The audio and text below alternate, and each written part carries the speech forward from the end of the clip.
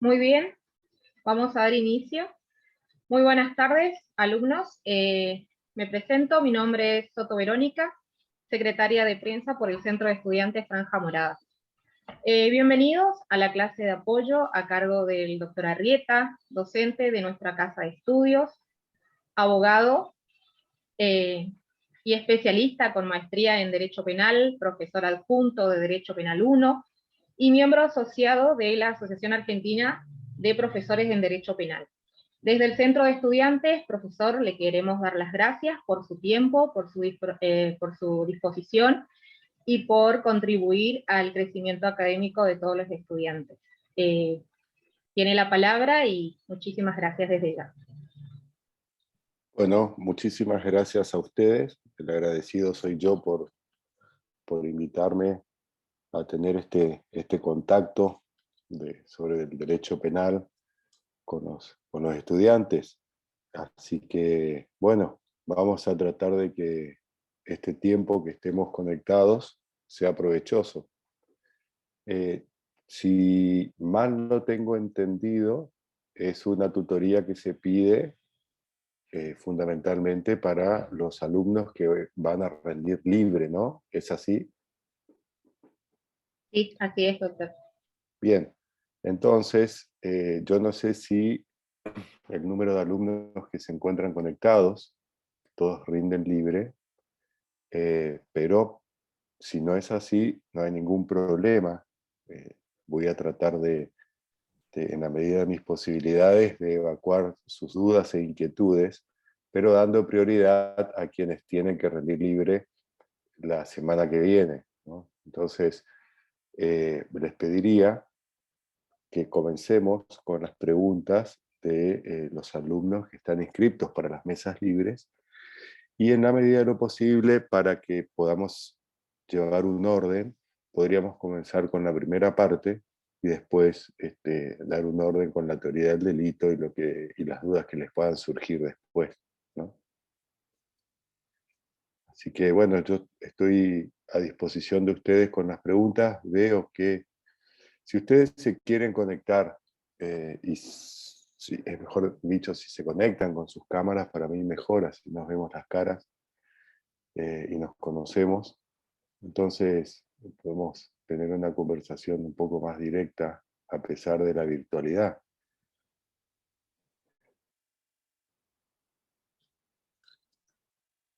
No sé si quieren comenzar alguien con alguna duda o alguna cuestión.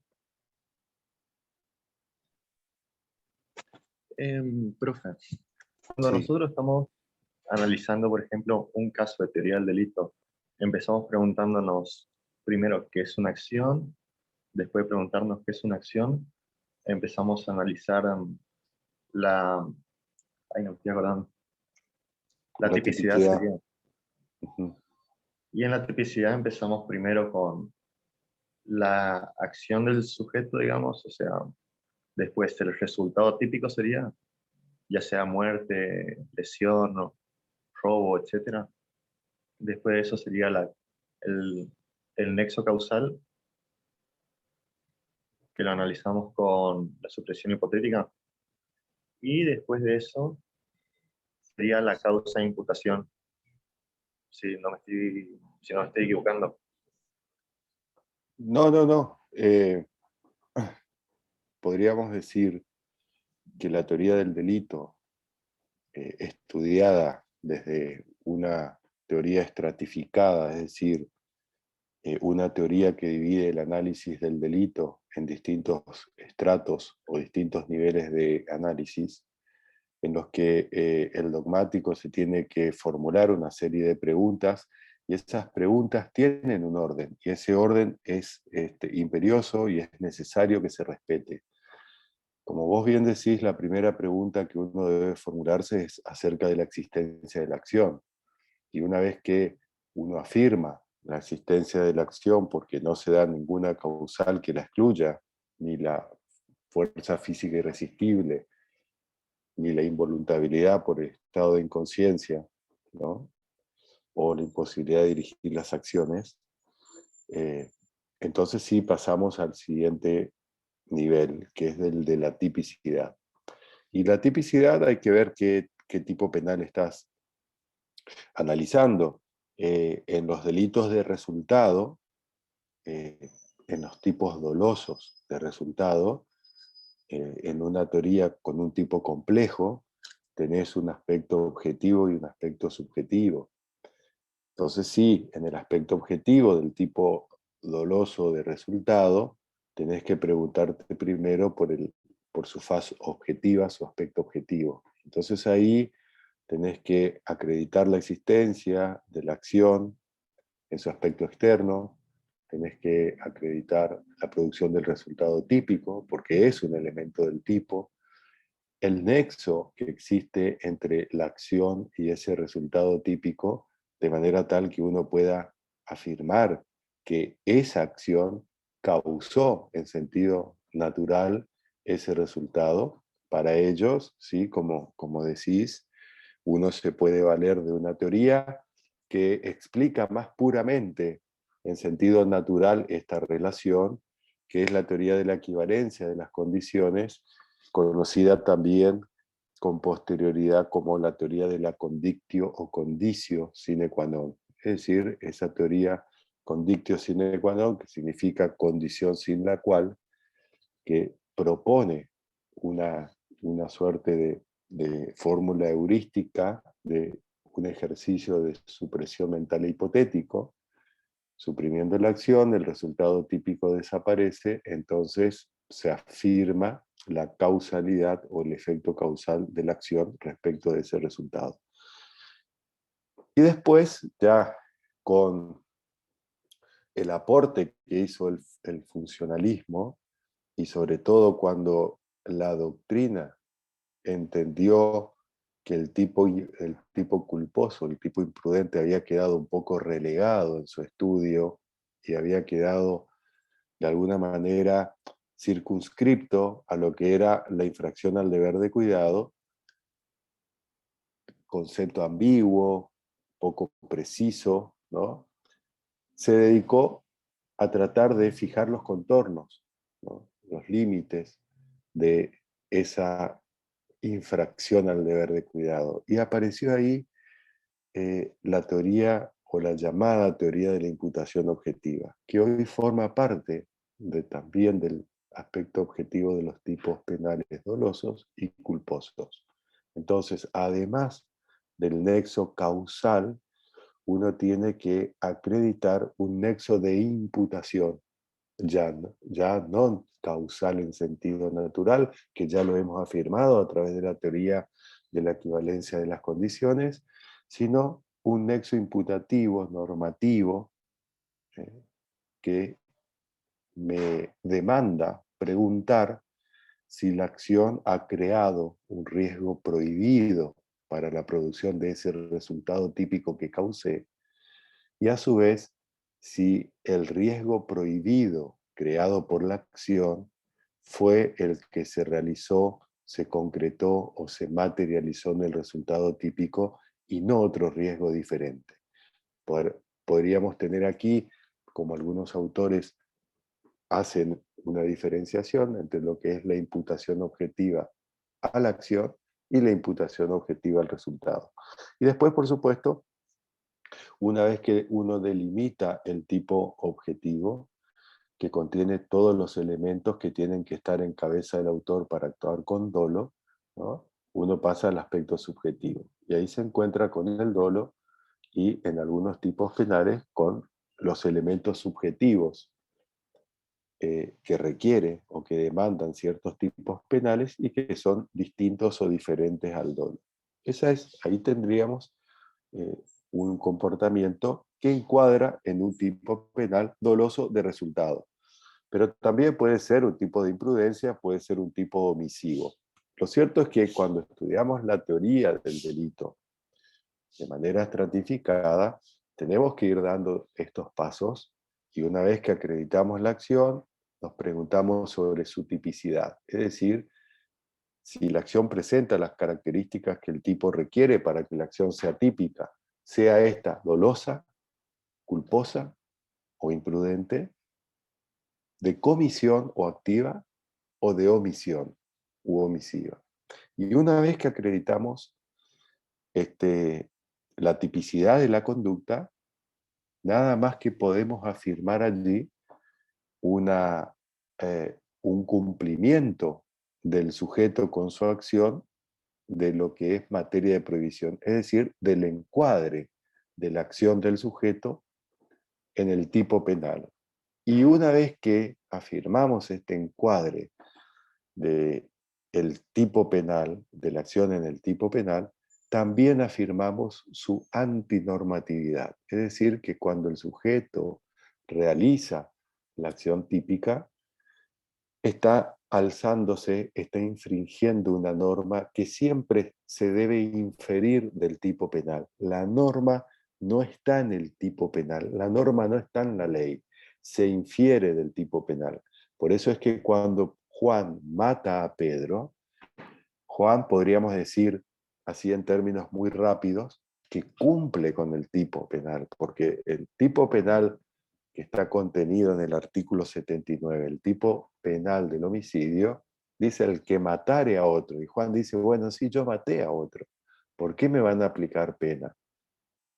Si yo cumplí con lo que dice la ley. Claro, cuando Juan mata a Pedro, lo que está haciendo es infringir una norma que se encuentra, podríamos decir, encriptada, ¿no?, en términos informáticos, en la norma, en el tipo, no en la ley, sino que se debe inferir que prohíbe matar. Entonces la norma va a estar expresada de manera prohibitiva, no matarás.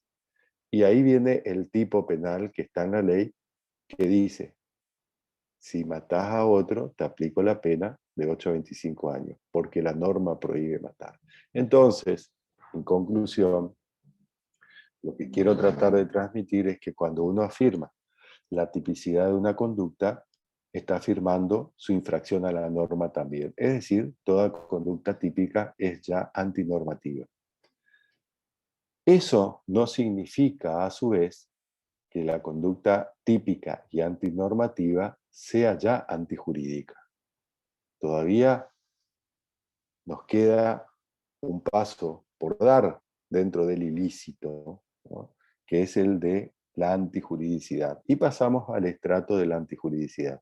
Por lo menos para algunas posiciones teóricas, porque si ustedes recuerdan la teoría de la ratio essendi, ¿no?, que explica la relación que hay entre la tipicidad y la antijuridicidad, para que una conducta sea típica, necesariamente tiene que ser antijurídica, es decir, que estudian la tipicidad y la antijuridicidad como un solo estrato, ¿no? Pero si uno toma la teoría de la ratio cognoscendi, que sostiene que la tipicidad solamente nos presenta un indicio, una sospecha, una presunción que por cierto es iuris tantum, porque admite prueba en contrario. Es decir, cuando Juan, en el ejemplo que di, mató a Pedro, realizó la acción típica del homicidio y a su vez el comportamiento típico fue antinormativo, infringió la norma prohibitiva no matarás. Ahora, ¿esa conducta típica y antinormativa es antijurídica? No, pero tengo una sospecha de que lo puede hacer. ¿Cómo yo confirmo o no mi sospecha? En el estrato de la antijuridicidad, con lo que se conoce con el nombre de juicio de antijuridicidad.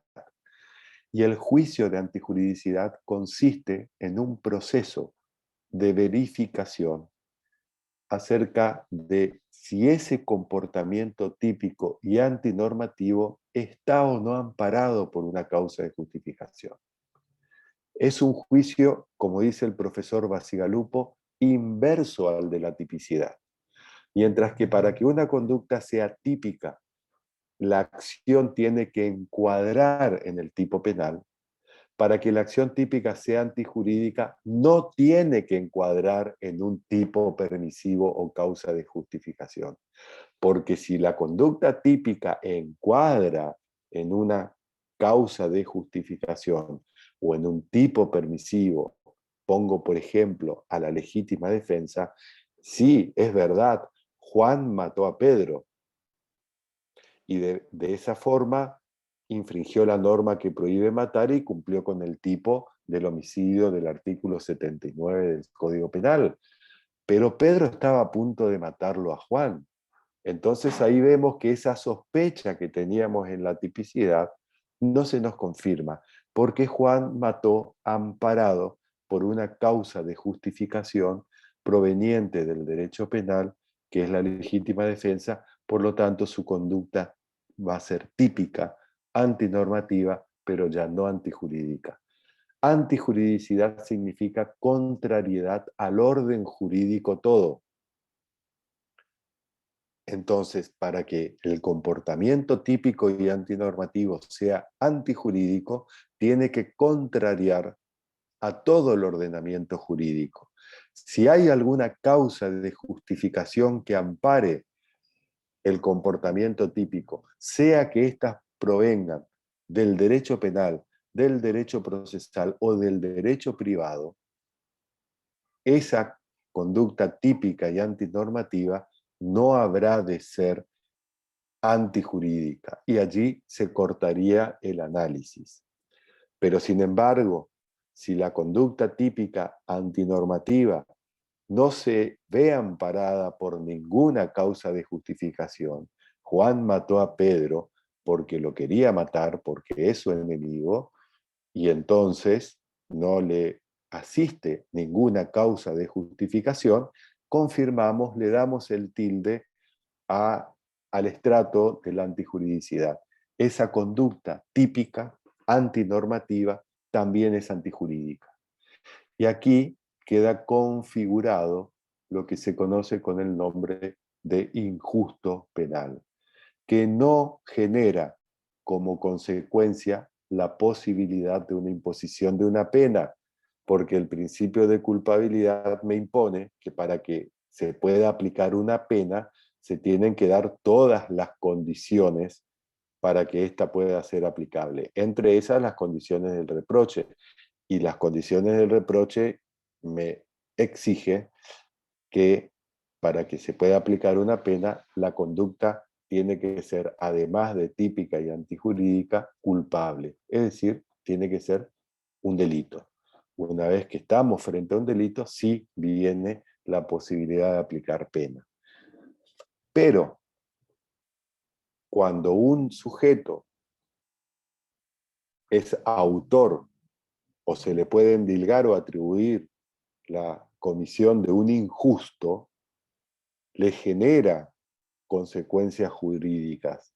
Ya no la de imposición de la pena, reitero, pero sí, por ejemplo, la reparación civil, ¿no? En términos de indemnización por esa acción que causó un resultado y que además fue contrario al orden jurídico, aunque no haya sido culpable, ¿no?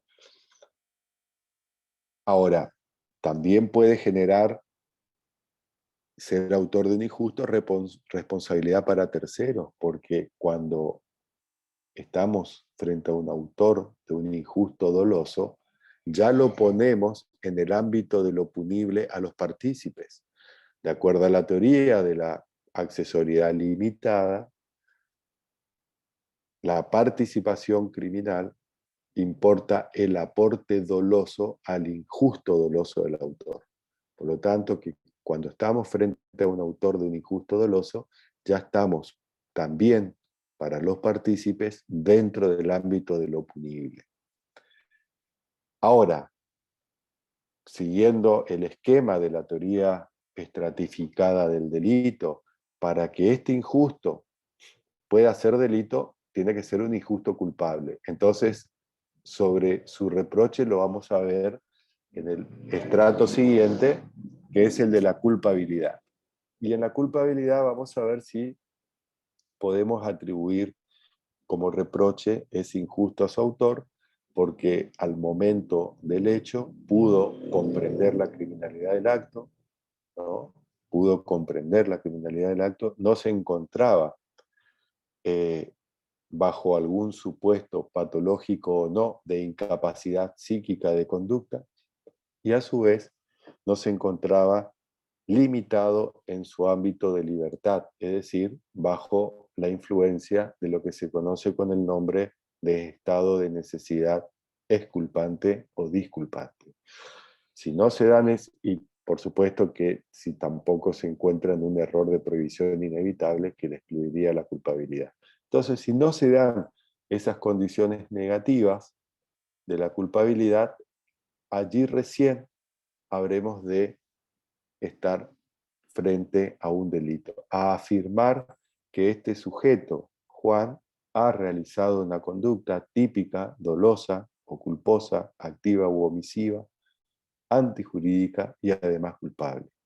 Una vez que estamos frente al autor culpable de un delito, existe la posibilidad de la respuesta penal, es decir, de poder aplicar una pena.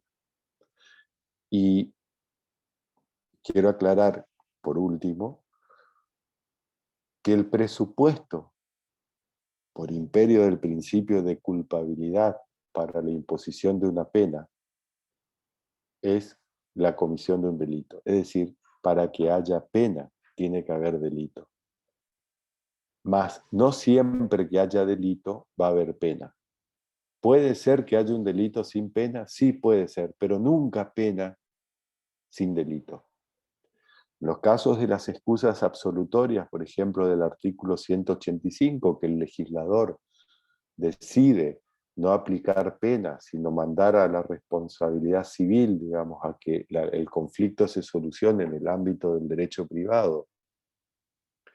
Los hurtos o defraudaciones entre cónyuges, por ejemplo, ascendientes o descendientes, no es porque los hurtos o defraudaciones no sean delitos, son delitos. Lo que pasa es que por razones de política criminal se decide no perseguir. Entonces pueden haber delitos sin penas, pero nunca penas sin delitos, porque sí se estaría contrariando o contraviniendo al principio de culpabilidad. Sí me quedó por aclarar que cuando estamos frente al autor de un injusto, también es posible que se le aplique alguna medida de seguridad, ¿no? En la medida que el sujeto sea peligroso. La peligrosidad es el presupuesto de la imposición de una medida de seguridad. Peligrosidad para sí o para terceros, ¿no? En cambio, la pena, el presupuesto de la aplicación de la pena no es la peligrosidad, sino la culpabilidad del autor. No sé si explico, Gabriel, tu pregunta. Sí, sí, bastante bien. Bastante bien, bueno, voy a tratar de mejorar entonces. Si te quedó alguna duda, te puedo tratar Por de ejemplo, aclarar mejor. en el tipo subjetivo, ¿cuáles serían los tipos de error de tipos? ¿Algún ejemplo, por ejemplo? Ah, no, bueno, pero ese es otro tema. Eso ya es ingresar al tipo doloso, aspecto subjetivo.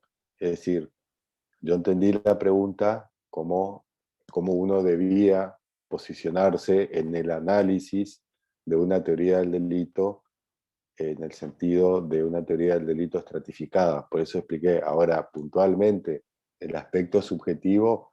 Sí, si vamos al aspecto subjetivo que tenemos como actor principal, digamos, o como el elemento principal al dolo, el dolo, en un sentido, en una visión, podríamos decir, psicológica o psicologicista, el dolo siempre es conocimiento, el dolo siempre es representación.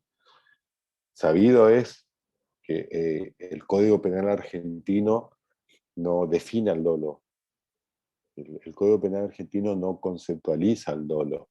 Es cierto que la dogmática hace un esfuerzo para tratar de ver de qué artículo podemos extraer el concepto de dolo. Así, por ejemplo, dentro de los clásicos, Ricardo Núñez sostenía que el dolo se extraía del artículo 34 a contrario sensu, el artículo 34, primer párrafo. Claro, recuerden ustedes que en ese esquema el dolo y la culpa formaban parte de la culpabilidad. Por lo tanto, cuando la ley dice el que al momento del hecho, ¿no? Dice no son punibles, voy a leer para ser más preciso. Dice que no son punibles, ¿no? El que no haya podido en el momento del hecho, y después pone comprender la criminalidad del acto o dirigir sus acciones. Ergo, y a contrario sensu, si al momento del hecho podía comprender la antijuridicidad penal de su acto, la criminalidad, es decir, el dolo era el conocimiento de la antijuridicidad, por eso se le llamaba el dolo malo, ¿no? No solamente el dolo requería el conocimiento del tipo, sino que además el sujeto realizaba la acción típica sin derecho. Entonces extraía de allí el concepto de dolo.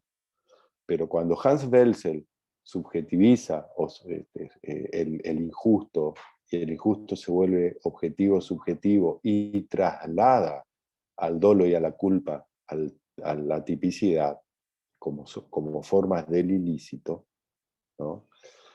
Ya no podemos decir que el dolo es el conocimiento o la comprensión de la criminalidad, ¿no? Porque ya se encuentra ubicado en el segundo nivel de análisis, dentro de la tipicidad. Zaffaroni, ¿no? Que es un seguidor y un representante del finalismo belseniano,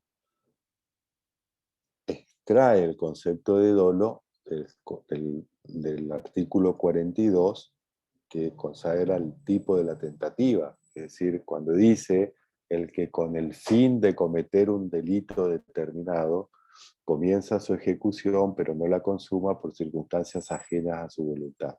Entonces Zaffaroni dice, cuando el legislador dice el que con el fin de cometer un delito determinado debe entenderse o debe leerse de esta manera, el que con la finalidad de realizar el tipo objetivo de un delito determinado, eso de ahí extrae el concepto de dolo.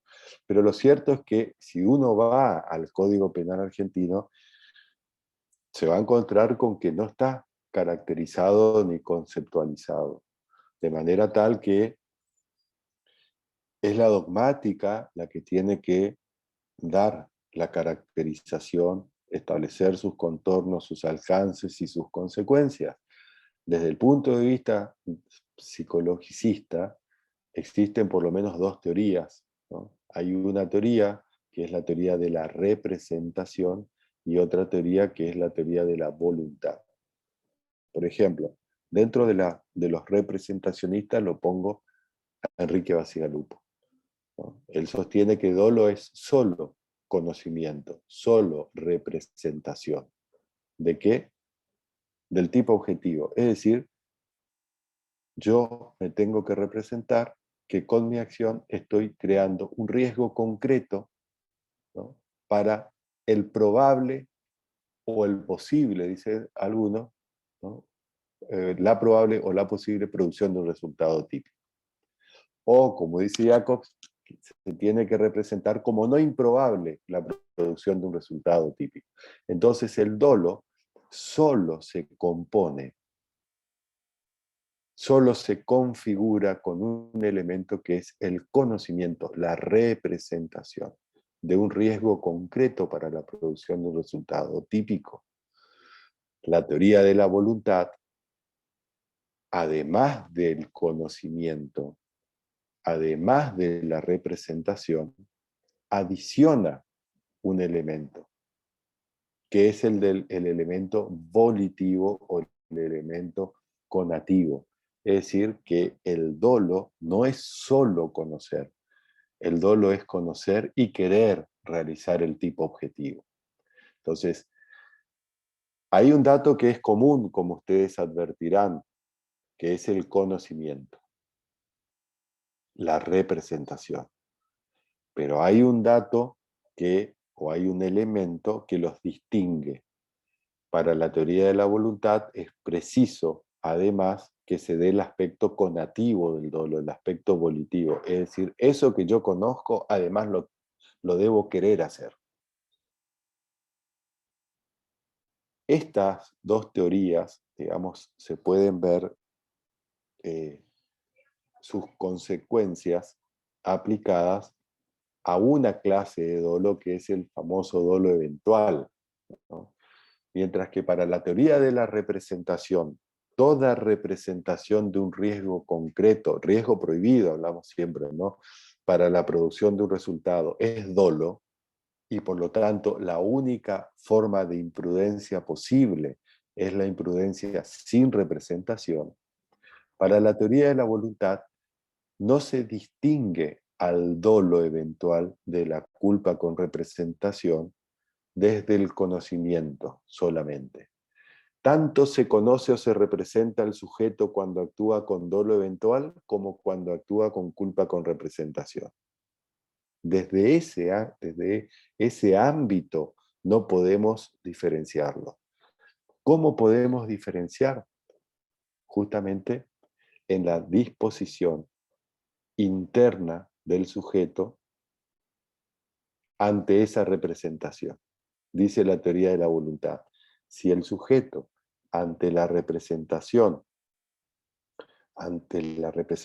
o conocimiento de la posibilidad o probabilidad de la producción de un resultado, rechaza el resultado, ¿no? No lo asiente, no lo consiente ni le resulta indiferente, y el resultado acaece igualmente, el resultado se produce, no se puede decir que actuó con dolo porque le falta el aspecto volitivo. Entonces va a haber culpa con representación. Pero si ante la representación de la probabilidad o posibilidad de la producción del resultado, el sujeto asiente, ¿no?, el sujeto consciente, o por lo menos, dicen los autores, le resulta indiferente, ¿no?, le da lo mismo, ¿no? No era su día, que se fastidie, ¿no? Entonces actúa con dolo eventual. Caso ya remanido, ese ejemplo del cazador que, bueno, se va con su amigo de cacería a un lugar, a un coto de caza, y en ese el amigo no era cazador. De hecho, no tenía absolutamente ninguna idoneidad en el manejo de las armas, sino solamente quiso ir a conocer la experiencia de lo que es una cacería mayor, ¿no? Y el cazador experto, en un determinado momento, se ve sorprendido por el león o el oso, y que está encima de él y está a punto ya de matarlo. Y entonces su amigo, que es un muy inexperto y mal tirador, apunta con su fusil o escopeta para matar al oso, pero él se representa, dado que es mal tirador y dada la cercanía entre el animal y su amigo, que puede dar en su amigo como puede dar en el oso o en el león. Y ante esa representación, dispara. La teoría de la representación va a decir, si el sujeto se representó como probable o como posible, dicen algunos, la producción del resultado. Señor, le diría al juez, ¿usted se representó que con el disparo del arma de fuego usted podía dar en su amigo? Sí, yo me representé, señor juez. ¿Y qué hizo ante esa representación? Y bueno, y disparé. ¿Y a quién mató? Al amigo. Usted, señor, actuó con dolo. Teoría de la representación. La teoría de la voluntad va a decir, señor, ¿usted se representó? Sí. Y ante esa representación del resultado, ¿usted se representó la posibilidad de matar a su amigo, ¿no? Se imaginó a su amigo muerto. ¿Qué se le vino a la cabeza? Rechacé. No, yo quería salvarlo, no quería matarlo. No fui, ni me resultaba indiferente, es un gran amigo. Y confié en que el disparo iba a dar en el oso. Y lo mató al amigo, culpa con representación. Ahora, si le dice al juez, mire, yo quise salvar a mi amigo, apunté, yo me representé que podía dar en mi amigo tanto como podía dar en el oso. Yo no quería matar a mi amigo, por supuesto, quería salvarlo, pero ante esa representación dije, y bueno, después de todo, este tan amigo no era, porque en algún momento no se portó muy bien conmigo, y bueno, si el disparo va hacia él y no era su día, o era el oso o era el disparo, me da lo mismo, indiferencia, dolo eventual. Entonces, para estas teorías, el dolo siempre es conocimiento y es conocimiento efectivo, un conocimiento actual de todos y cada uno de los elementos que nutren o que configuran el tipo objetivo, ¿no? El aspecto objetivo. Todo eso tiene que estar en cabeza del autor para actuar con dolo. De tal manera que si alguno de esos elementos no están en cabeza del autor o están eh, aprendidos o conocidos, mejor dicho, de manera falsa, no puede el sujeto actuar con dolo porque se encuentra en un error de tipo. El error de tipo, que tiene como consecuencia fundamental la exclusión del dolo, es justamente cuando un sujeto se encuentra ante la falta o falso conocimiento de uno o más elementos del tipo objetivo. El sujeto invitó a su amigo, y aquí voy con los ejemplos, Gabriel, invitó a su amigo a tomar un café y lo endulza al café con lo que él cree que es edulcorante y era un sobre con veneno. El sujeto cree que se lleva su abrigo del bar y se lleva el abrigo de un tercero, ¿no? El sujeto, trillado ejemplo, y siguiendo con la cacería, dispara a lo que él cree y ve que es un oso o una pieza de cacería y era su compañero de cacería. Es decir, se encuentra en error de tipo justamente, y esta es una fórmula, digamos, que a uno lo ilustra para saber de qué se trata el error de tipo. El sujeto, el autor, está en error de tipo cuando no sabe lo que hace, no sabe que mata a un hombre, no sabe que dispara contra un hombre, no sabe que envenena a un hombre, no sabe que hurta, ¿no? un bien mueble ajeno, en el caso del abrigo, no sabe lo que hace. Ese error, ahí van los ejemplos, son supuestos de errores de tipo. Y los errores de tipo siempre excluyen al dolo. De tal manera que el error de tipo, cuando es inevitable, cuando el autor puso todo de sí y no se podía salir del error, excluye no solo al dolo, sino también la imprudencia. Por lo tanto, cuando el error de tipo se presenta en su forma de error de tipo inevitable, la consecuencia va a ser la atipicidad de la conducta. En cambio, cuando el error de tipo se presenta de manera evitable o vencible, esto significa que el sujeto está en error, pero el sujeto no es absolutamente inocente en ese error.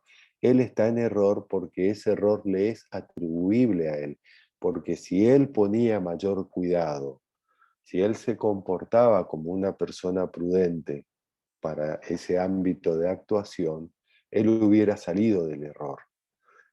Como no se comportó de esa manera, se hubiese dado cuenta que el abrigo, poniendo un poco más de atención, era un abrigo que no era su abrigo, era un abrigo ajeno, se hubiera dado cuenta que lo que se movía tras las matas no era un oso, sino su compañero de cacería, un cazador cuidadoso, se hubiera dado cuenta.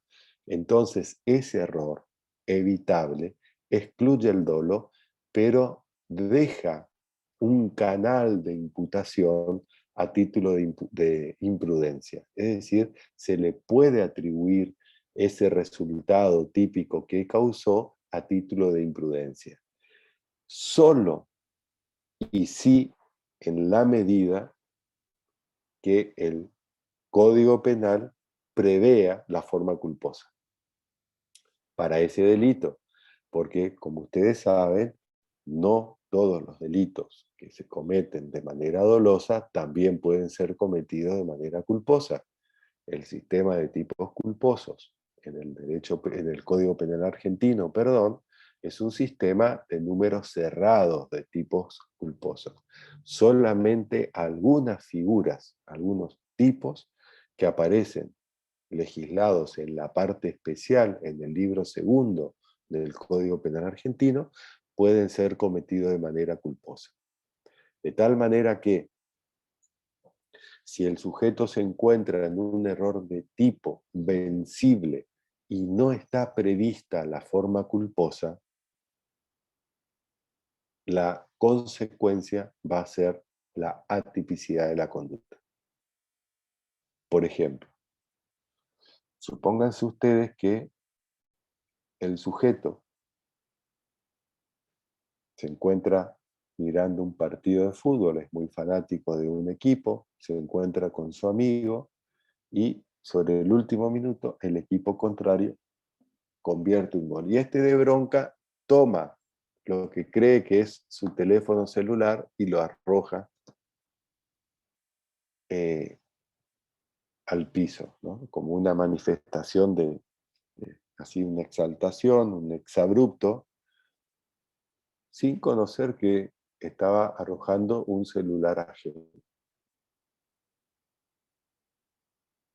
Es decir, que él objetivamente cometió un daño a la propiedad de un tercero. Pero claro, como él creyó que era su teléfono y confundió el teléfono de su amigo con el suyo propio, está en un error de tipo que le va a excluir al dolo. Ahora, el juez le diría, pero usted se tuvo que haber dado cuenta que ni siquiera el protector del teléfono tenía el mismo color, aunque había alguna similitud, se podía observar las diferencias. Usted fue descuidado, señor.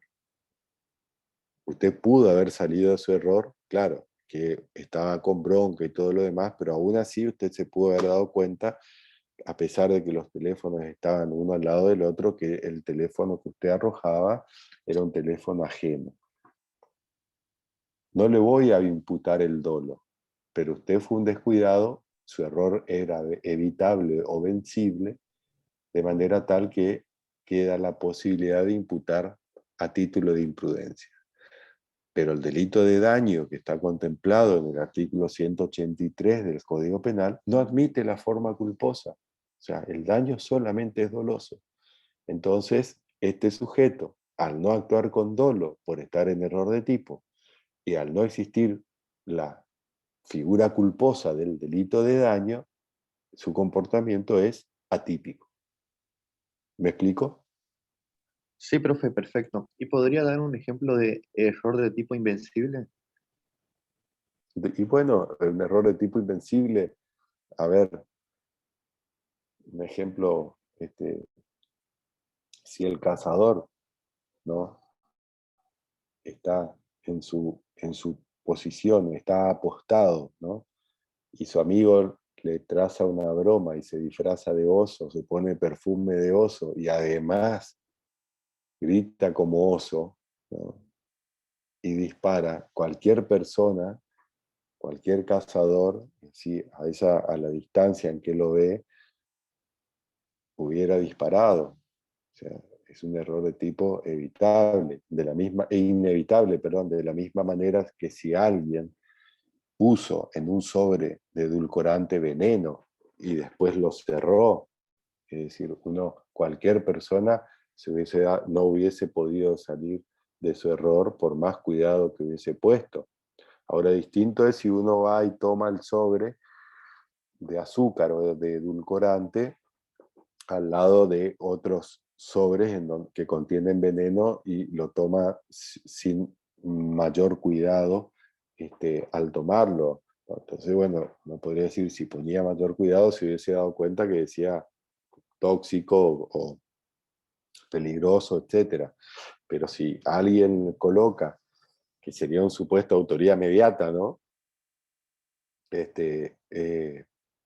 Por ejemplo, podría ser un supuesto error de tipo invencible si alguien le coloca una bala verdadera al actor que está en una actuación y dispara pensando que son, obviamente, que son, porque tiene que ahí también uno puede aplicar el principio de confianza, ¿no? Como exclusión de la tipicidad objetiva, pero si uno va a lo subjetivo, no hay ninguna razón para sospechar que el arma tenía municiones o proyectiles verdaderos. Está en un error de tipo invencible o inevitable, por lo tanto excluye toda forma de tipicidad.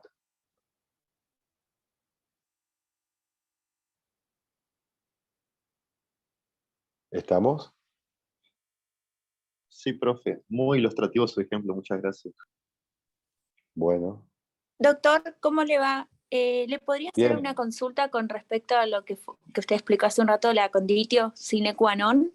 Sí, cómo no. ¿Usted me puede volver a explicar de nuevo, por favor? Y con respecto, en una mesa me preguntaron acerca de las teorías individualizadoras y generalizadoras de la conditio. Sí. Lo que pasa es que tenemos teorías individualizadoras y teorías generalizadoras. Y tenemos teorías diferenciadoras y no diferenciadoras, ¿no? Voy por lo último. Las teorías diferenciadoras son aquellas que distinguen condición de causa. Por ejemplo, la teoría de la causalidad adecuada. La teoría de la causalidad adecuada distingue lo que es una condición, una simple condición, de lo que es una causa. No toda condición es causa, sino aquella que a través de la experiencia general, de los conocimientos generales, pueden causar una muerte, ¿no?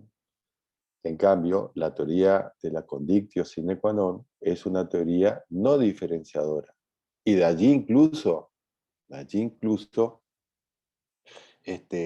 su denominación. Cuando uno dice, todo aquel que pone una condición es causante, quiere decir que todas las condiciones puestas para un resultado tienen idéntica y equivalente calidad causal. De allí su denominación, teoría de la equivalencia de las condiciones. Entonces, a partir de ahí ya tenemos una diferenciación, ¿no? La otra cuestión era...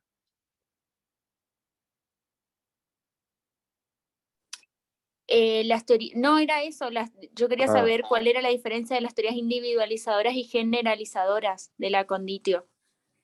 está bien. Porque eso no entendí, como no leí esa parte, yo solamente leí el concepto de la conditio y no comprendí Sí, lo que era. incluso la teoría de la conditio, cuando suprime, no suprime todas juntas, ¿no? En general, sino va suprimiendo individualmente cada condición, porque suprime la acción del que dispara y el muerto resucita, digamos. Entonces causó, pero también suprimo la acción de los padres de tenerlo al homicida, y voy suprimiendo individualmente cada condición, de tal manera que, bueno, se presentaba el problema de ese famoso regresus ad infinitum, digamos que causante del homicidio terminaban siendo Adán y Eva, ¿no?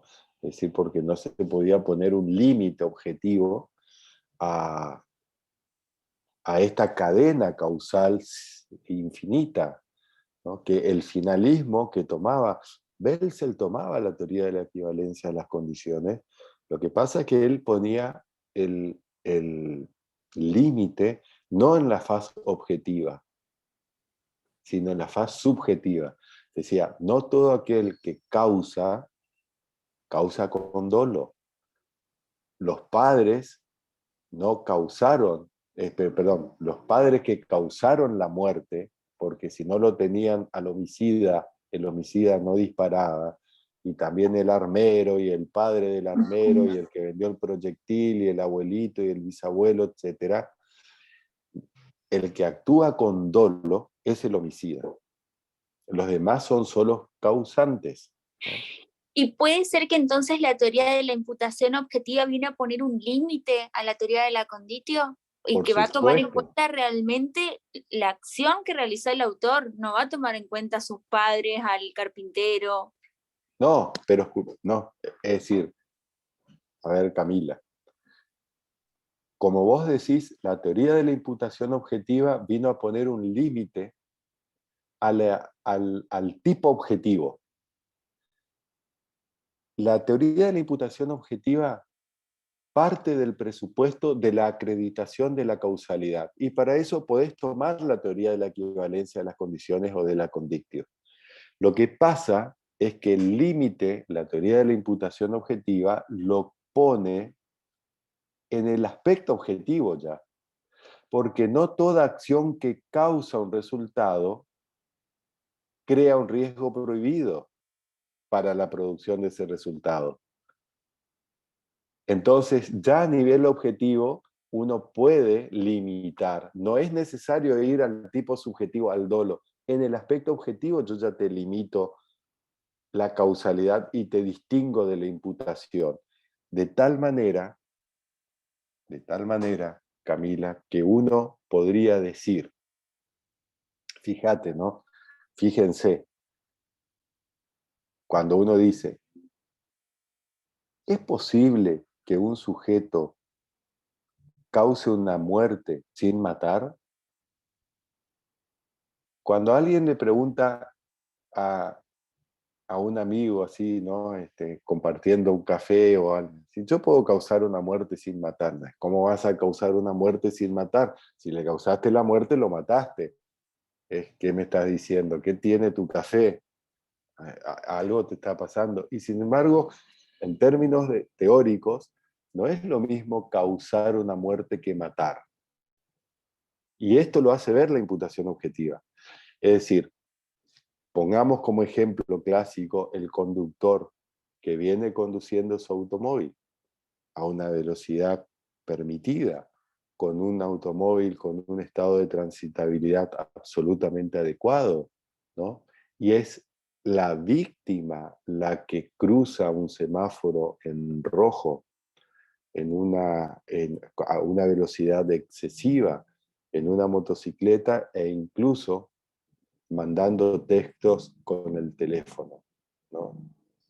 O para ser, digamos, aún más gráfico, el suicida que se arroja bajo las ruedas del auto del conductor, el conductor le causa la muerte, pero no lo mató, porque para matarlo tuvo que haber creado un riesgo prohibido para la producción de ese resultado. Y el conductor no ha creado un riesgo prohibido para la producción de un resultado.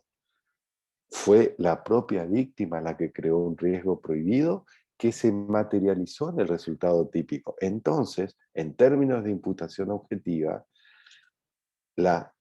este problema, este conflicto, esta muerte, tenemos que poner en la mochila de la víctima, cargar a su cuenta como de su propia competencia, como un resultado que obedece a su propia competencia, ¿no? Entonces, la imputación objetiva sirvió para distinguir en la faz objetiva de los tipos penales lo que es causar en términos naturales de lo que es poder imputar una muerte en términos jurídicos penales. Y voy de nuevo. Y si ustedes quieren me pueden contestar.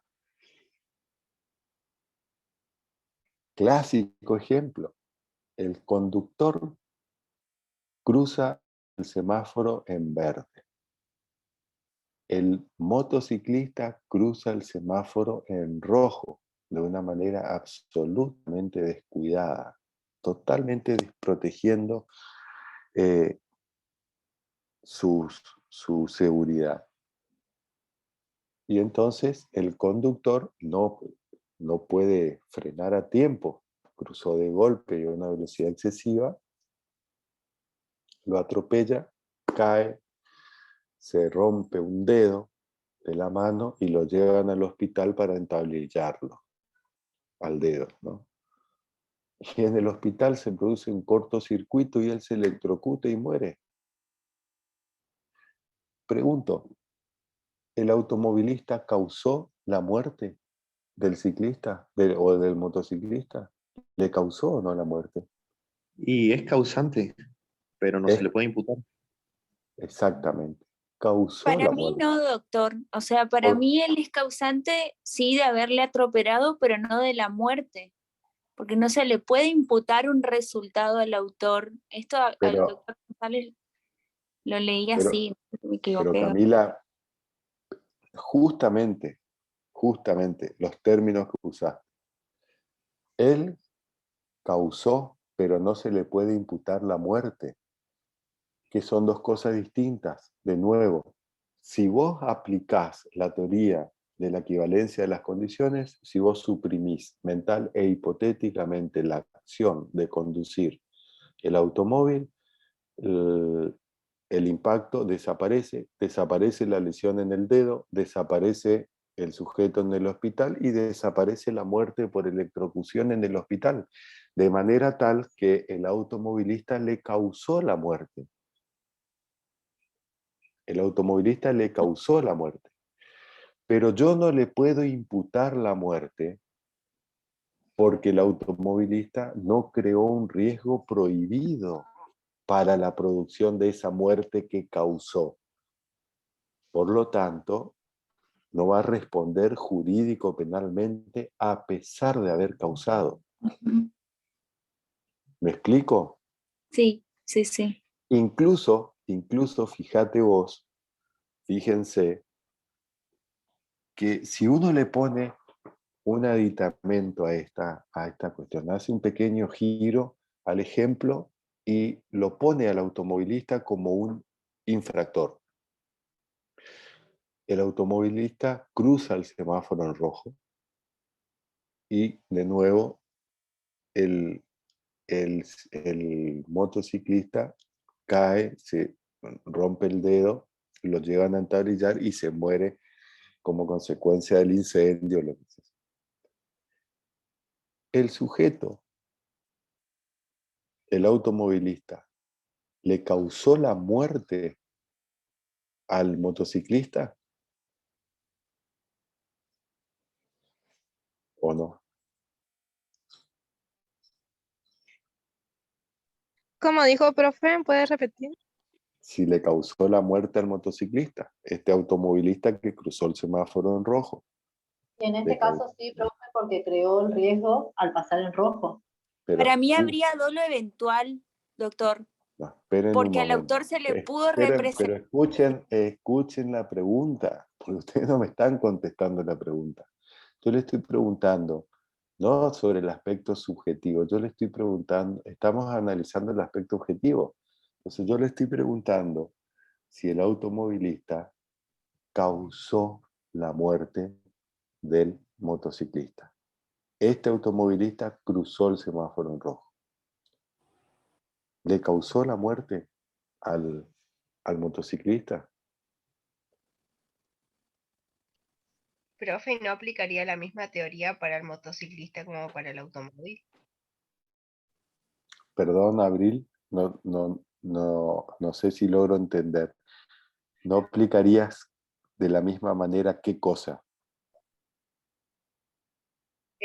Sería la teoría de si a ver cómo le explico. Yo es la primera clase que estoy acá con usted y no toqué el tema nunca de penal tampoco, pero con lo que yo escuché,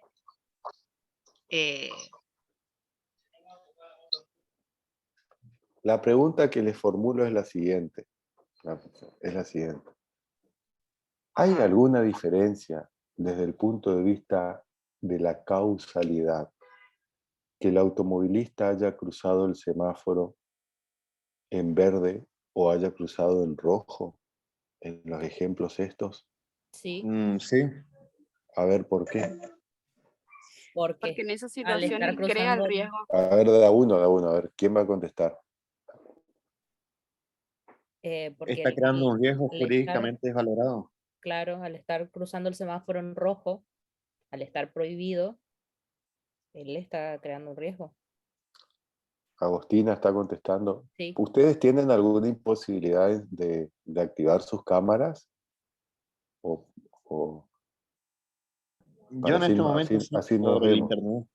Bueno, está bien. Yo prefiero verlos, digamos, sí, pero no hay problema. Pero de nuevo, ¿por qué mezclan causalidad con imputación? Estamos preguntando primero sobre la causalidad. ¿Acaso, les pregunto, no es tan causante el que cruzan el semáforo con la luz en verde que le habilita el paso, como el que cruza el semáforo en rojo? Si suprimimos mental e hipotéticamente la acción de conducir, de nuevo, no se producen las lesiones, no lo llevan al hospital y no se muere en el hospital. De tal manera que la luz del semáforo no nos modifica la causalidad. Causalidad, no imputación. Causalidad. Acostúmbrense, si van a usar la teoría de la equivalencia de las condiciones, cuando hablan de causalidad, usen la fórmula de la teoría de la condición, que consiste en el ejercicio de supresión mental e hipotética de la acción, y si suprimiendo mental e hipotéticamente la acción, el resultado típico desaparece, entonces quiere decir que esa acción fue causante del resultado. Y aplíquenla. Entonces, desde esa perspectiva, no hay diferencia desde el punto de vista de la causalidad natural. Acá solamente estamos averiguando la causalidad. Ahora, por supuesto, cuando el sujeto cruza el semáforo en verde, además no creó un riesgo prohibido. Causó, pero él no creó ningún riesgo prohibido. Entonces ya la imputación a su acción ya no se le puede realizar o formular. No se puede imputar su acción porque su acción no fue creadora de ningún riesgo prohibido o jurídicamente desaprobado. Ahí ya, a pesar de haber causado, él no crea un riesgo prohibido. Que sí crea quien cruzó el semáforo en rojo. Sí crea un riesgo prohibido. Ahora, el que cruzó el semáforo en rojo, que causó el resultado típico, cruza el semáforo en rojo, crea un riesgo prohibido y además causó la muerte. La pregunta es, ¿esta muerte la puedo cargar a la cuenta del autor? Jurídico penalmente, él puede responder, el automovilista que cruzó en rojo, puede responder como autor penalmente responsable de la muerte de esta víctima. No, doctor. ¿Por qué? Jalil es Por tu nombre. Jalil es mi nombre, ¿qué tal? Un gusto. Porque, Igualmente. como usted dijo al principio, está bien cruzar el semáforo de color que sea rojo o verde, pero se produjo la muerte del sujeto a raíz de un cortocircuito, de un corte de luz de cortocircuito en el hospital. Sí, sí sería, digamos, causante, pero hizo una acción indebida, pero no se le imputaría de la muerte, creo yo. A ver, te corrijo algunas cosas. La respuesta está orientada. Habría que hacer algunas precisiones. en primer lugar, digamos, ¿no? No importa la conducta indebida para la causalidad. Eso de nuevo, da lo mismo para la causalidad el que cruzó en verde como el que cruzó en rojo, ¿no? Ahora, el que cruzó en verde, en palabras de Sansinetti, se va al cielo, no responde por la muerte porque él ni siquiera creó un riesgo prohibido. Ya va a decir, a mí no me vengan a decir nada si yo soy un conductor prudente. Yo no creé ningún riesgo prohibido con mi acción. Lo que no puede decir el conductor que cruzó en rojo, porque el que cruzó en rojo sí creó un riesgo prohibido para la producción de un resultado. ¿Qué resultado? El resultado inmediato a su infracción. Esos son problemas de imputación objetiva del resultado. Es decir, solamente quedan abarcados aquellos resultados que se encuentran dentro del ámbito de prohibición de la norma, de protección de la norma. La norma que prohíbe cruzar el semáforo en rojo es para evitar los resultados inmediatos, ¿no? En la intersección de la calle, pero no de que se muera como consecuencia de un incendio en el hospital. Ese riesgo es otro riesgo diferente al que creó el sujeto. Por lo tanto, vamos a tener un conductor imprudente que causó una muerte, pero no le podemos imputar la muerte porque el riesgo prohibido que creó con su acción no fue el que se materializó o se concretó en el resultado típico. Fue otro riesgo, incendio en el hospital, fue otro riesgo, electrocución de la pared, es decir, pérdida de electricidad de un caño, de una camilla donde estaba sentado, etc. Y entonces se murió de esa manera. ¿Se dan cuenta? Para que se pueda imputar en términos jurídicos penales, en términos normativos, además de causar la muerte o un resultado típico, el autor tuvo que haber creado con su acción un riesgo prohibido, que ese riesgo prohibido y no otro diferente fue el que se materializó en el resultado típico. Porque si es otro riesgo, queda solo la imputación objetiva a la acción. Entonces, cuando se tratan de delitos dolosos, si el sujeto dispara su arma de fuego hacia su enemigo, hacia el cuerpo de su enemigo, hacia una zona vital de su enemigo. Disparar un arma de fuego ¿importa la creación de un riesgo prohibido hacia el cuerpo humano de un tercero? Sí. Si ese tercero no se muere porque el disparo se desvió y le produjo una cierta lesión en la oreja, pero no la muerte, o directamente, para ser más precisos, la persona fue salvada por la intervención de los médicos, el autor creó un riesgo prohibido con dolo, pero le faltó el resultado típico, entonces va a responder por tentativa. Porque tuvo un desvalor en su acción, porque creó un riesgo prohibido para la producción de un resultado, muerte, que no se produjo por circunstancias ajenas a su voluntad, lo salvaron los médicos, entonces esa creación del riesgo prohibido en los delitos dolosos da lugar a la tentativa. Si es un riesgo prohibido en los delitos culposos, no, porque no hay tentativas culposas. Las tentativas son siempre dolosas. Pero para poder imputar el resultado a título de consumación, además de la acción, del resultado típico, del nexo causal, tiene que haber una acción creadora de un riesgo prohibido que se haya materializado en el resultado típico. Y ahí tenemos todo el tipo objetivo. Después vemos cómo lo hizo, si con dolo o con imprudencia. Esa ya es la fase subjetiva. ¿Queda claro o no? Sí, profe. Sí, profe, gracias. Profe, Sí, y profe. otra consulta con respecto a la misma unidad. Por ejemplo, los delitos de ánimo o intención interna trascendente.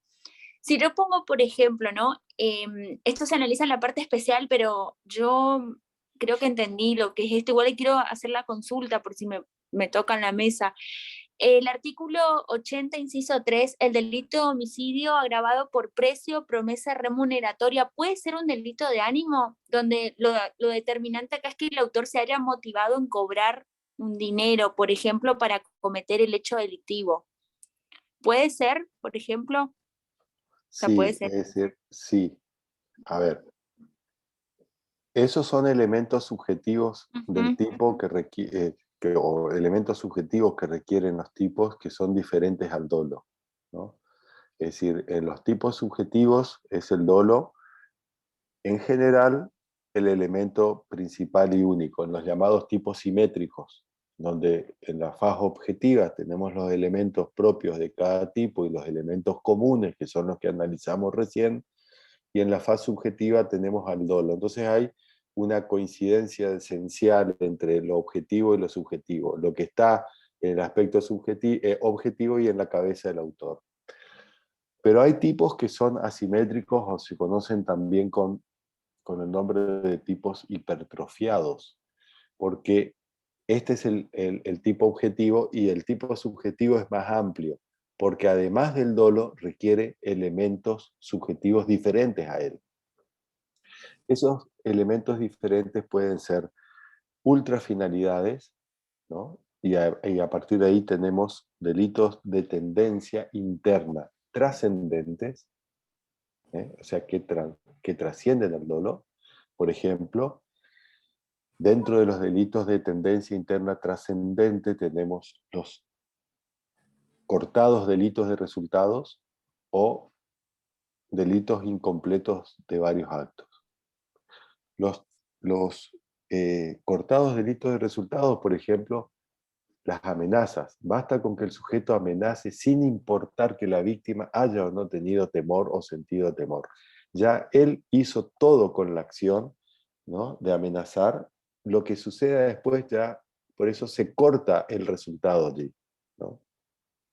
En algunos casos, por ejemplo, para Zaffaroni también el cohecho, yo ofrezco la dádiva, con ofrecer la dádiva ya está. Después si el funcionario hace o deja de hacer lo que tiene que hacer como consecuencia de la dádiva, ya no importa, con el ofrecimiento se cortó, ¿no?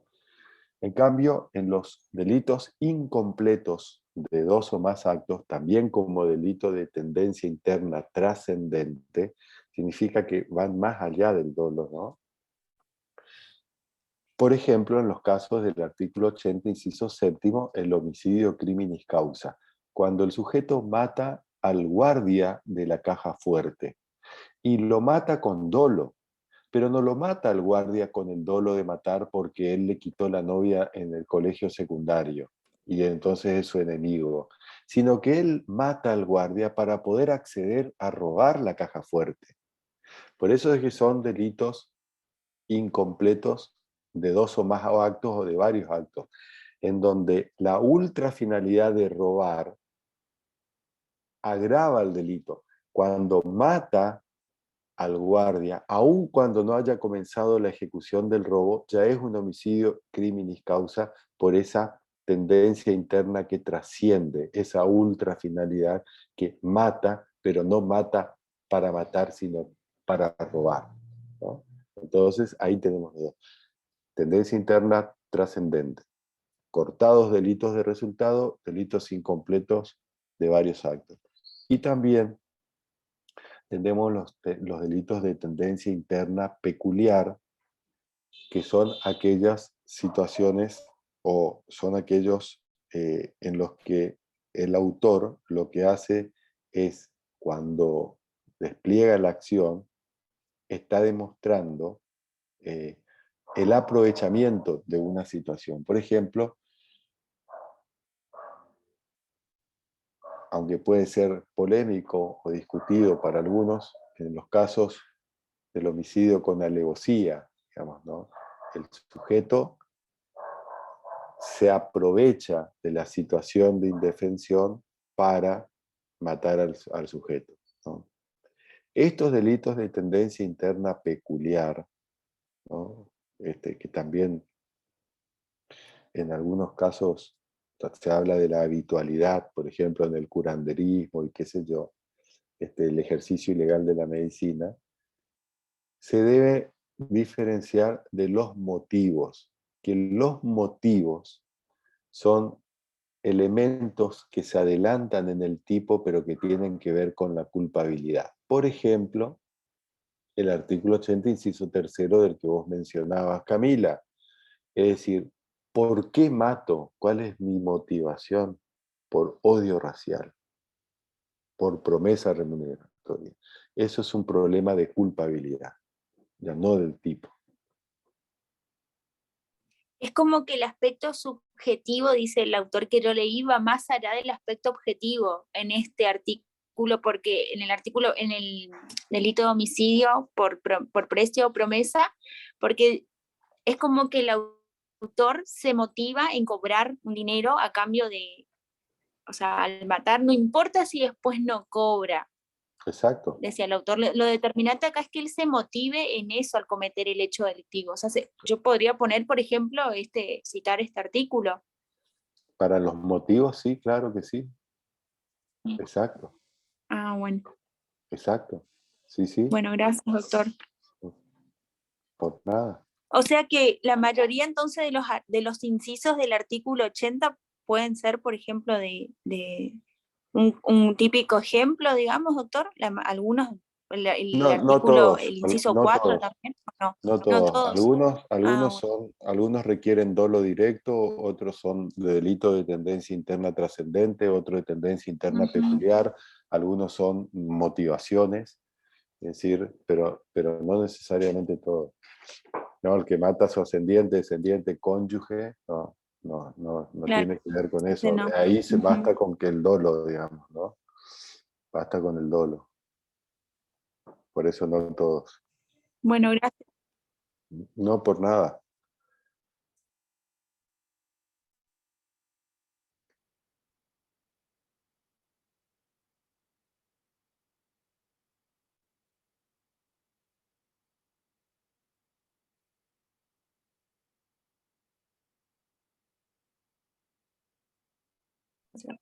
Doctor, le hago una consulta en la unidad 8, en la tipicidad omisiva, el aspecto subjetivo en los delitos de omisión. ¿Me podría explicar? ¿El dolo? Sí. En los delitos de omisión. En la omisión. Sí, cuando se decía que el dolo era el dominio consciente de la causalidad, se decía que en los delitos de omisión no podía haber un dolo en el sentido de los delitos de comisión, porque en los delitos de comisión sí uno tiene un dominio, digamos, consciente de la causalidad. Por eso se hablaba de un cuasi dolo. Pero uno puede decir que uno actúa con dolo cuando conoce, ¿no? Cuando conoce todos y cada uno de los elementos del tipo objetivo del delito omisivo. Por ejemplo, si yo conozco que hay una persona que está necesitada de auxilio, ¿no? Que es un niño menor de 10 años, es decir, y que yo tengo la capacidad para, porque tengo un teléfono o tengo la capacidad para prestarle el auxilio, brindarle el auxilio, y no lo hago y sigo mi camino, actúo con dolo. Es decir, también es el conocimiento de todos y cada uno de los elementos del tipo objetivo. O sea de que una el omisión. delito de en los delitos de omisión hay dolo. Yo Claro. tenía por entendido que no, que como el autor, o sea, la omisión no causa el resultado, el autor se le reprocha no haber evitado el resultado, y ahí es donde yo entendí que el autor no tiene dolo en los delitos de omisión. Bueno, pero primero, no todos los delitos de omisión requieren la evitación de resultado. Eso para las omisiones impropias, digamos, pero para las propias no. Pero por otra parte, la clasificación de los tipos penales son tipos activos y tipos omisivos. Y Pero no ambos habría pueden ser, ambos pueden ser dolosos y pueden ser culposos. O sea, puede haber una comisión o un delito activo doloso, un delito activo culposo, y también las omisiones. Lo que pasa es que si vos estás como garante cuidándola a la anciana, y vos tenés que darle el medicamento porque si no la anciana convulsiona y se va a morir, y vos no le das porque no querés darle, lo estás haciendo con dolo. No es que te estás olvidando, estás teniendo un descuido. Lo estás haciendo con dolo, con conocimiento incluso de lo que genera tu acción. Hay dolo. Hay dolo. Es decir, los tipos omisivos pueden ser dolosos y pueden ser culposos. De la misma manera que los tipos activos.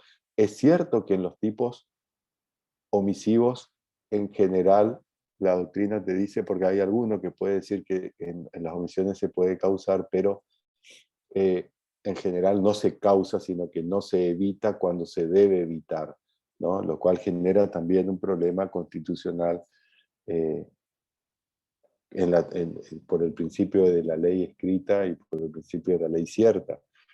Yo tengo que decir, bueno, cuando el causar una muerte que está tipificado tiene que ser equivalente a no evitarla, ¿no?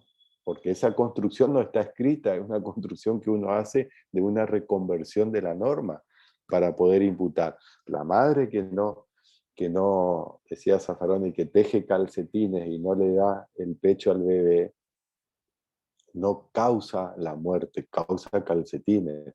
Lo que pasa es que ella tenía la obligación como garante de evitar la muerte y no lo hizo, por eso responde por un homicidio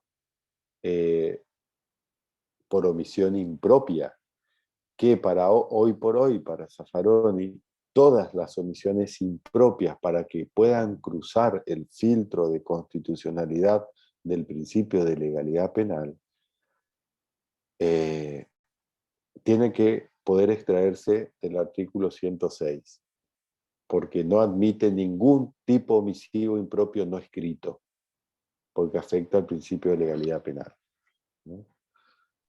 Y las omisiones impropias son generalmente delitos de resultado, ¿no? Y las omisiones propias son delitos de pura actividad. ¿Puede ser así? De pura inactividad. Inactividad, sí. Sí. Ah, bueno. Doctor, y le hago la última consulta, porque esta es una duda que también tengo con respecto a la unidad 11, lo que es la distinción entre la instigación y la autoría mediata. Y hay el programa pide, por ejemplo, qué diferencia hay. Y la instigación, si bien yo tengo por entendido que es una forma de participación, siendo la autoría mediata no. Pero mi pregunta es, si A le instiga a B, en este caso B, ¿cómo? O sea, ¿sabe, es consciente, actúa con dolo o no? En ese caso de la instigación. A ver, para que haya autoría mediata, necesariamente el autor se tiene que valer de un instrumento. Pero un instrumento que en principio actúe. Porque si un sujeto se vale de un instrumento que no actúa, estamos en presencia de un autor directo, ¿no? Sí. El que ejerce la fuerza sobre un tercero para que rompa la vidriera de C, el sujeto que fue víctima de esa fuerza irresistible no actuó. El autor directo es el que ejerció la fuerza, sí, ¿no? Entonces no hay autoría mediata. Para que haya autoría mediata, el autor se tiene que valer de un instrumento que actúa sin dolo, atípicamente o justificadamente.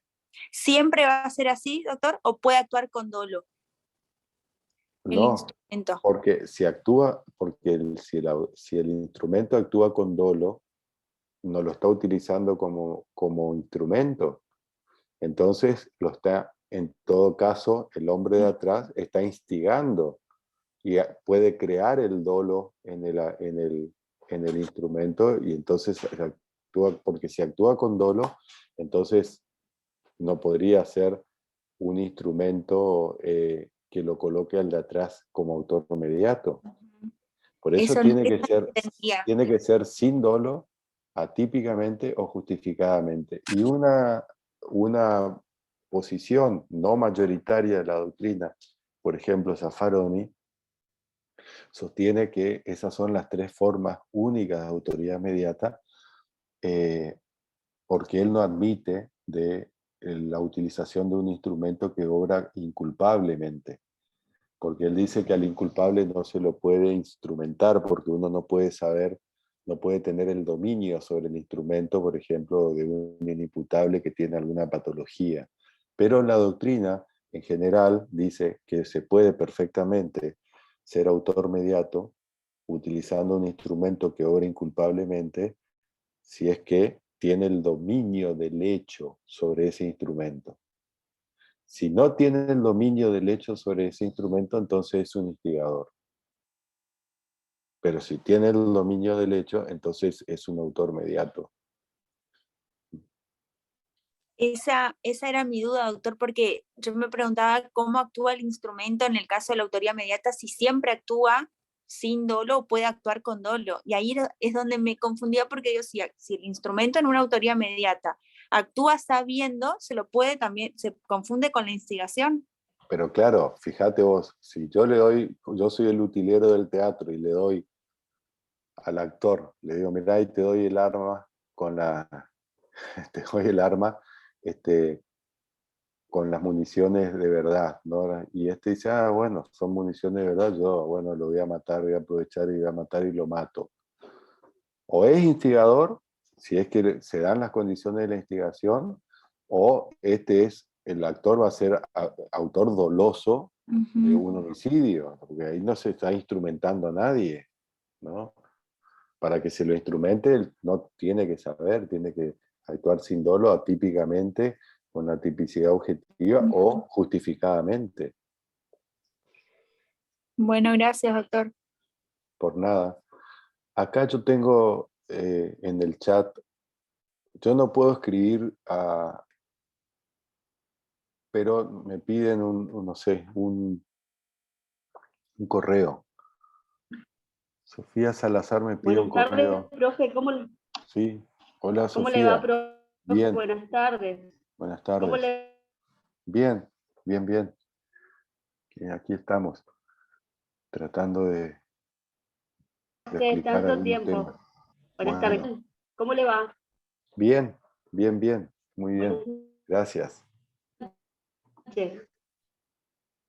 No sé si quiere hacer alguna pregunta. Le hago una consulta. Sí.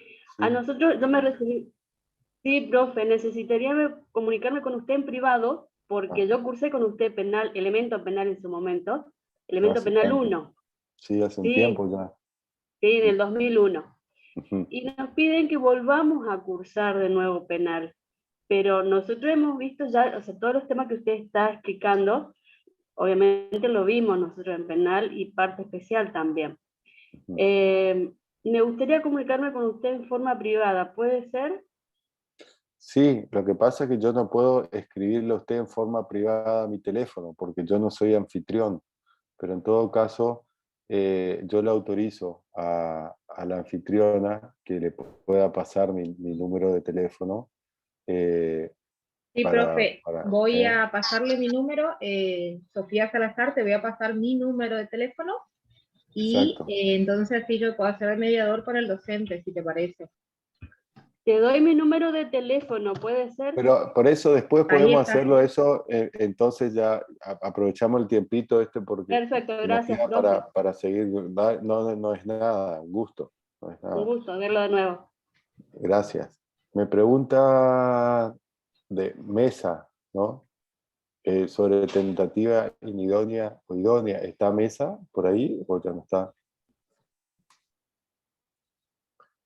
Porque también hay una pregunta sobre explicar con algún ejemplo la legítima defensa. Bueno, no sé cómo sería si las condiciones objetivas. Sí, bueno, Mesa, ya voy. Un ejemplo de legítima defensa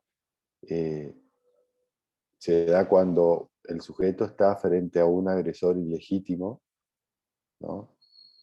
Y ese agresor ilegítimo habilita el acto defensivo. Es decir, si un agresor ilegítimo apunta con un arma a un tercero y ese tercero está habilitado para defenderse necesaria y racionalmente de esa agresión ilegítima, que tiene que ser, por supuesto, que una agresión una conducta humana que puede ser dolosa o culposa para algunos, solamente dolosa para otros, puede ser activa y omisiva para algunos, solamente activa para otros, y tiene que ser inminente, y tiene que responder esa agresión con un acto necesario y con una acción racional. Necesario significa de los medios que tiene a su disposición, el que sea el menos lesivo, pero a su vez idóneo para poder impedir o poder repeler la agresión ilegítima. Y racionalidad significa o da la idea de proporcionalidad. Esto significa que no tiene que haber una marcada desproporción axiológica entre el mal que causa el agredido con su acto defensivo, con el mal que causaría o que causa el agresor ilegítimo. Caso de Mesger, el del paralítico, que dispara con su escopeta, único medio necesario para defender su huerta de frutos, pero el chico resulta muerto porque, bueno, se apoderó de una o dos manzanas, ¿no? Es decir, no es que no haya por lo menos para un sector de la doctrina, hay una agresión ilegítima, está discutido si un niño puede ser un agresor, hay un sector de la doctrina que lo admite. Si eso es así, entonces la respuesta a esa agresión ilegítima, sin derecho, ¿no?, contraria al orden jurídico, que hace o que realiza el niño, es defendida por parte del hombre con incapacidad motriz, con una escopeta que es lo único que él tiene para defenderse. Por lo tanto, su medio es necesario. Lo que pasa es que no es racional porque es absolutamente desproporcionado causar una muerte por defender la propiedad. Es decir, axiológicamente, esas 3 manzanas con la vida del niño es absolutamente desproporcionado y no podría ser entonces un supuesto de legítima defensa. Pero si se dan todas las condiciones que están establecidas en el artículo 34, inciso sexto, A, B y C, legítima defensa propia de sus derechos, no habría ningún inconveniente para estar en un supuesto de legítima defensa. Y la legítima defensa dice de propia o de sus derechos, es decir, que uno puede defender legítimamente una posición en la fila, por ejemplo, en una entrada a un concierto, en una fila en el banco, en una fila, es decir, los derechos que uno tiene puede defenderlos, siempre que esa defensa, vuelvo a repetir, sea necesaria, sea racional. Y además que el que se defiende no haya provocado suficientemente esa agresión ilegítima. Eso sería un ejemplo de legítima defensa aplicando los elementos objetivos que la ley exige para que se pueda estar frente a esta causa de justificación proveniente del derecho penal. Y con respecto a las tentativas inidóneas o idóneas, ¿no? Toda tentativa vista desde una perspectiva temporal ex post, es decir, después de que se produjo la acción, son inidóneas, por cuanto si hubiesen sido idóneas hubiesen consumado el resultado. Lo que se dice es que desde una perspectiva ex ante, ¿no? Por lo menos lo que para mí se debe evaluar es si desde una perspectiva ex ante, ¿no?, es decir, al momento en que el autor actúa, esa acción tenía aptitud o no para causar el resultado de muerte. Y a partir de ahí uno puede ver el resultado de muerte, por poner un ejemplo de un homicidio, pero cualquier resultado típico, ¿no? A partir de ahí, uno tiene que analizar, y es materia de discusión en la doctrina, sobre si la inidoneidad solamente se puede dar en el medio utilizado. Por ejemplo, que se utilice un medio que no sea apto desde una perspectiva ex ante, por ejemplo, que se utilice como medio para causar una muerte, un arma que está marcadamente inutilizada o que tiene el dispositivo del disparador roto que no puede expulsar el proyectil, ¿no? Es decir, desde una perspectiva ex ante, ese medio ya va a ser inidóneo para causar una muerte. Puede la inidoneidad también para un sector de la doctrina estar en el objeto. El objeto es inidóneo cuando al momento en que el sujeto despliega la acción, ya no era apto el objeto para poder consumar. Por ejemplo,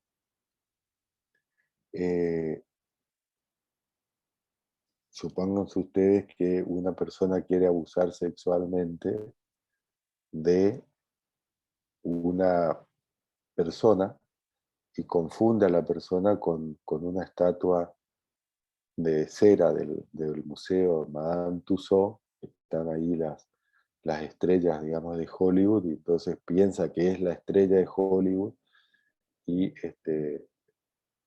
realiza un acto de tocamiento y era la estatua, digamos, ¿no?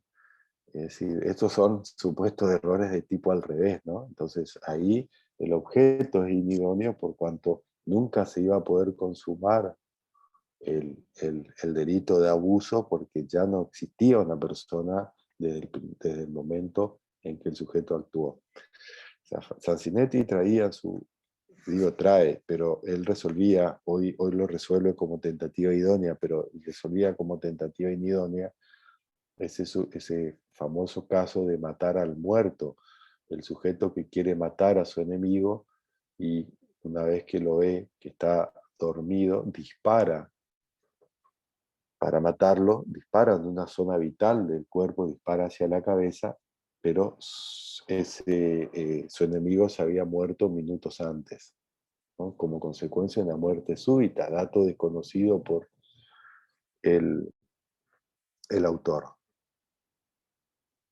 Ahí hay un objeto que es inidóneo, por eso la tentativa es inidónea, porque desde la perspectiva ex ante nunca se iba a consumar porque al momento de disparar ya estaba muerto, ¿no? Entonces, ahí el objeto es inidóneo, la tentativa es inidónea por inidoneidad del objeto. Y la inidoneidad en el sujeto se da cuando el tipo penal requiere, en los delitos especiales propios, algún requisito, ¿no?, particular o especial, por ejemplo, el de ser funcionario público, el de ser juez, el de ser abogado, el de ser testigo, y el sujeto quiere causar el delito sin tener la calidad típica. Entonces, se dice que el sujeto es inidóneo para cometer el delito. En cambio, las tentativas idóneas son aquellas que el sujeto realiza una acción que por el medio empleado, el objeto o el sujeto, podía perfectamente causar el resultado, sino que circunstancias ajenas a su voluntad hicieron que el resultado no se pudiese consumar. Por lo tanto, va a ser pasible de la pena establecida en el artículo 44, que reduce la pena que correspondería al delito consumado de 1/3 a la mitad. No sé si queda explicado, por lo menos someramente, la pregunta.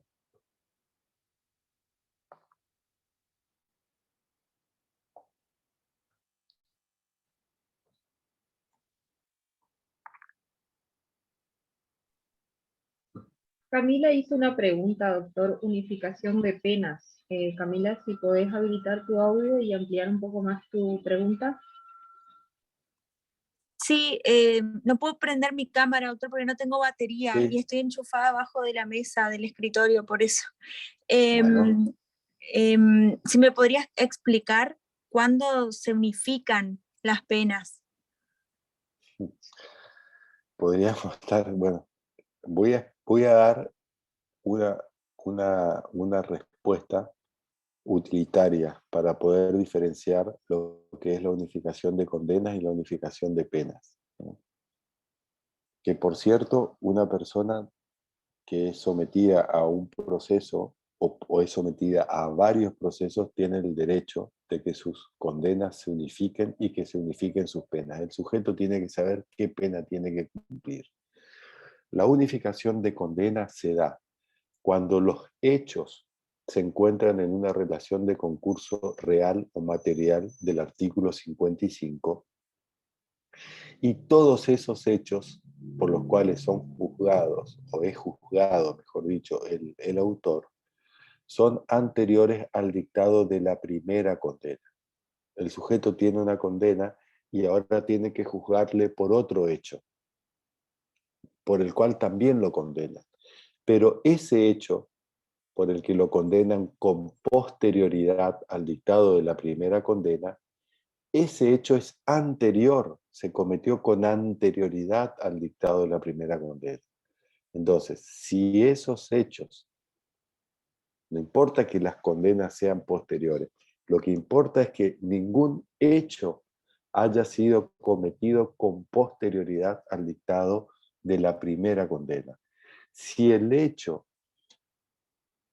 hay un hecho que se comete con posterioridad al dictado de la primera condena, lo que ya se deben unificar son penas, ¿no? Condena primero y pena después. ¿Qué efectos tiene la unificación de condenas? El juez que dicta la última sentencia o el que dictó la sentencia condenatoria e impuso la pena más grave, cuando se trata de unificación de condenas, tiene que unificar dictando una única y primera condena. Por lo tanto, tiene como consecuencia la de neutralizar o directamente, podríamos decir, borrar las condenas anteriores, ¿no? Se anulan las condenas anteriores y se dicta la única condena. Por lo tanto, no se puede declarar reincidente al autor porque es su primera condena. Por más que haya tenido 3 condenas diferentes en distintas jurisdicciones incluso, como la particularidad es que todos esos hechos fueron anteriores al dictado de la primera condena, se unifican las condenas y se dicta una única condena. Por el delito A, por el delito B y por el delito C. Y se establece para poder aplicar la pena, primero la escala del concurso real, ¿no? Supónganse que ustedes que, para ser más simple, que el sujeto haya sido condenado en 3 ocasiones por 3 robos. Un robo aquí y después lo condenan por otro robo que fue con anterioridad al dictado de esta primera condena y después por otro robo que fue también por anterioridad. Tenemos 3 hechos de robo. En una le dieron 4 años, en otro 2 años, en otro 1 año. En el último tiene que unificar las condenas. El juez lo que va a hacer es decir, bueno, no tiene que tener en consideración las penas que se le impusieron al autor, sino cuáles son los delitos por los cuales él fue condenado. Un robo, otro robo y un tercer robo. Supuestos de concurso real homogéneo. Entonces tiene que ir y establecer la escala penal para el concurso real homogéneo o el concurso real del artículo 55, el mínimo mayor y la suma de los máximos. Y ahí va a tener su escala penal. Y dentro de esa escala penal, el juez, el último que condena o el que dictó la condena mayor, va a tener que unificar dentro de esa escala penal y establecer de un mínimo a un máximo, ¿no? Creo que el robo tiene 6 años de máximo, 6 por 3 son 18, y tiene un mínimo de 1 mes, si no me equivoco, o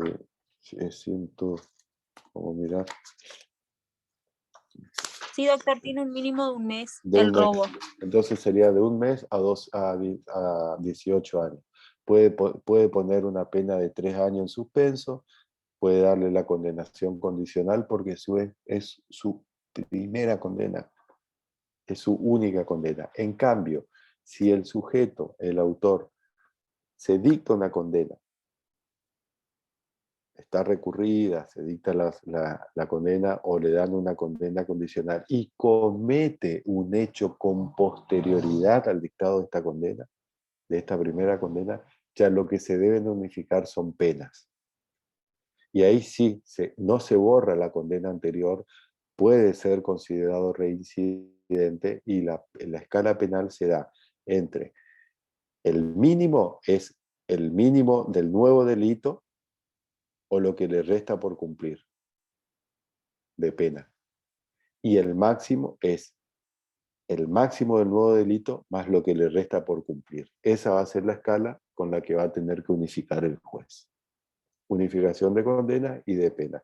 Pero el punto central y el punto nuclear es que para que se unifiquen condenas, ningún hecho tuvo que haber sido posterior al dictado de la primera condena.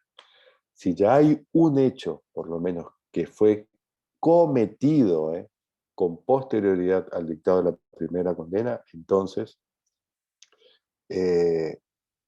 se tienen que unificar penas.